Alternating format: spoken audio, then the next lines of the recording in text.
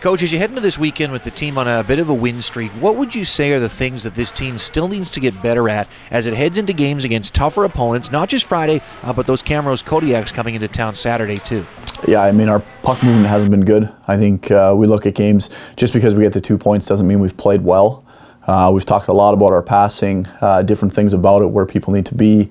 A lot of detail work, but I think just our puck movement needs to improve in a lot of areas. Let's talk about the one major move you make this week in bringing in a new guy in Rhett Kingston, a guy who doesn't take long to make an impact on the score sheet, getting an assist in his first game as a Bandit. Now that he's going to have some time to practice with this team and better understand your system, how much more do you expect from him as he continues to establish himself? Yeah, I think a lot. I mean, right now he had a good first game, but it was basically, show up, look at a couple things on the whiteboard and play hockey.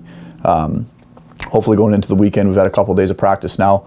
He's more in tune. We'll have him with a different line Friday night, and I think he's a guy that's going to be able to help us create and provide offense. Does he bring something different than some of your other players? Do you feel he might fill a bit of a unique role on this team? Yeah, in a way. I think he brings a lot of puck possession, and I think he's more willing to make plays and have the puck on his stick, as opposed to being a guy that wants to get it in deep and forecheck. So he kind of plays the style that we want to have.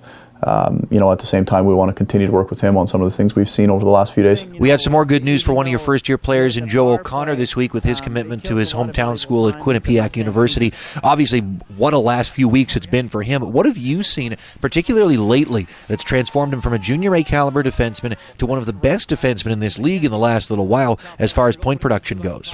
Joe's awesome for us, and he was Slow-Mo Joe the first few weeks, and that's the nickname that he was given by the guys. And I think the last few weeks his speed has come up to another level. I think he's adapted to junior, coming from prep school. He's done it really well, and obviously now he's able to kind of show all his tools, get on the score sheet pretty well nightly. And he's been a big factor on our power play that's slowly starting to come around. And we knew Shane Barron and Cale Makar were going to be offensively productive defensemen for you. Now you add Joe O'Connor to that mix. You've also got Charlie Marchand, who's now one of the top D-men in this whole league in points. Have you ever had a back end that's been this consistently productive as far as generating offense goes? Or does some of that just come from the way your style of coaching this team has evolved in using the defensemen more?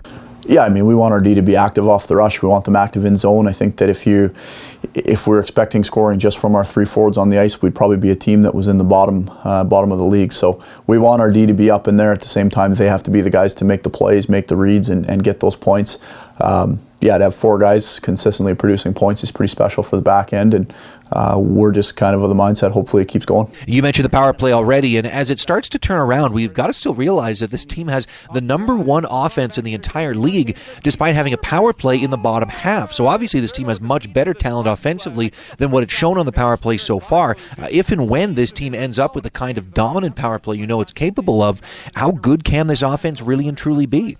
Well, yeah, I mean, I think it's just that. But what happens when the power play is good? And right now we're kind of taking that approach that, we're doing things without our power play. It still needs to continue to improve. I think the biggest thing for our guys is confidence. When we're 5-on-5, we seem to carry the play. We're able to make plays. We go to the power play, and all of a sudden there's all these stressors that we're just not able to make plays anymore. So it's a thing where everybody needs to remain calm. We have to understand that there's a full 2 minutes, and if it takes us a minute 59 to score, at the end of the day, that works just the same as scoring in the first 10 seconds. So we need to be calm. Guys got to relax, and eventually it's got to turn itself around.